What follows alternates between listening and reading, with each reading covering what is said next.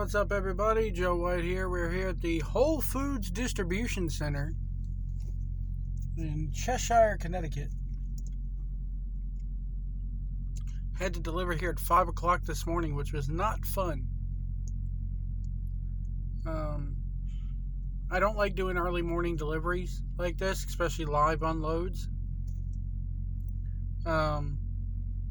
Because that means I have to sleep during the day and then drive at night, which I don't do, because when I know that I have to get up for something important at a certain time, my body says, okay, you're just not going to sleep then, because otherwise you're going to sleep right through it. Tony Kahn has purchased Ring of Honor. That's the big news coming out of the wrestling world. I'm never going to appear on TV. I'm never going to be a character on TV. Well, you may not be a quote-unquote character, but once you appear on TV, you're a character. Whether you're going to classify yourself as that or not.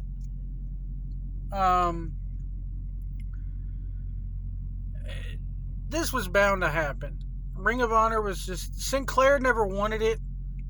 It was like WCW. If you go read all the books that have been written on WCW... And even, they'll tell you, Turner executives did not want it. They were the laughing stock of the company, even though it was making them tons of money. They were just looking for some way to get rid of it. And the only person in there that really liked it was Turner. And as soon as he lost control of the company, and Jamie Kilner came in, they pulled the plug on it. And they sold it to the WWE for pennies on the dollar. And I guess the same could be said for Sinclair Broadcasting. Sinclair Broadcasting never wanted to be in the wrestling business. I'm guessing they thought, okay, we'll buy this, we'll see what it's like, and then if we don't like it, we can always sell it to WWE or, back to Kerry Silkin or something like that. They overstayed their welcome by far at Sinclair. Besides Joe Koff, nobody wanted it there. You've heard the stories from Jim Cornette about Greg Gilliland and Greg the Office Boy, as Jim calls him. How, it was constantly sabotaged. They didn't want to put no money into it. In my area, I have 2 Sinclair stations where I'm at. Let me plug up this thing here. Damn phone. I have 2 Sinclair stations in my area. Both of them play Ring of Honor at like 11 o'clock at night on Saturday, and then on Sunday, they play at like 11 o'clock at night on Saturday, and then again on like Sunday mornings. There's some Sinclair stations that did not even play the episodes of Ring of Honor until like 2 a.m. on a Thursday or some shit like that. They never wanted it. They never wanted it. The other executives there thought it was a joke, thought it was a lark. Couldn't understand why they were doing it.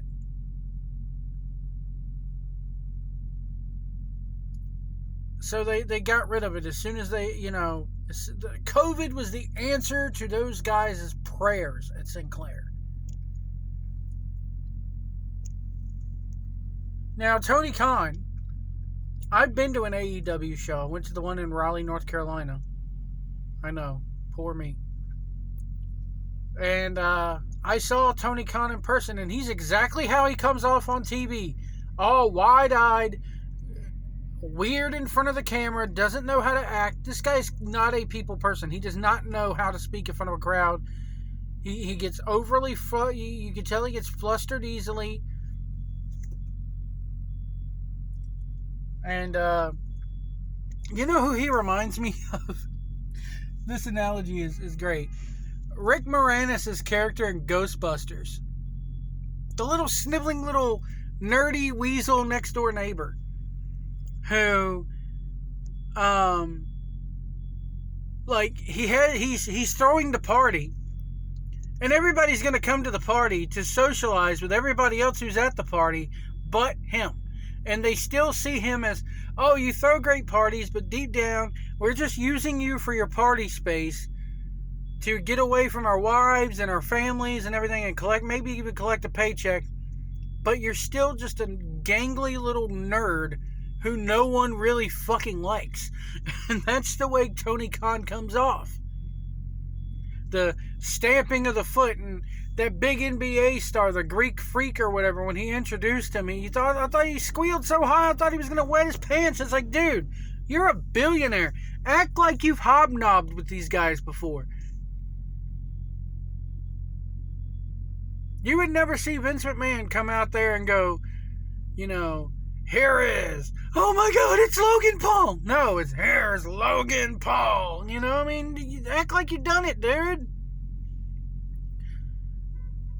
So, I just get, like I said, he's the guy who, he's throwing the party.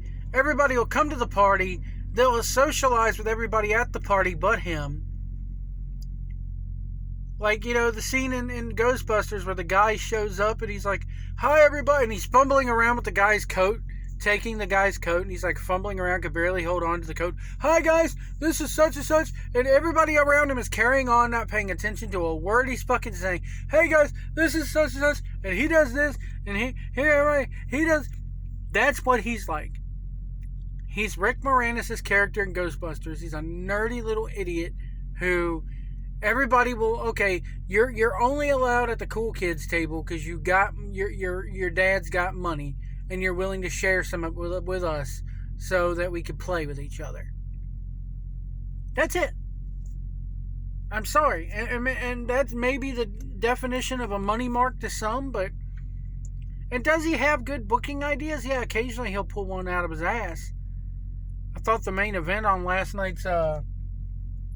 Rampage or Dynamite was kind of thrown together and unpromoted, but anyway, folks, they gave me the green light. I gotta get going. Remember, if you see a big rig on the road, do not tailgate us. Give us lots of room. Let us over if we signal to get over. If you can't see our mirrors, we can't see you. We'll see you down the road.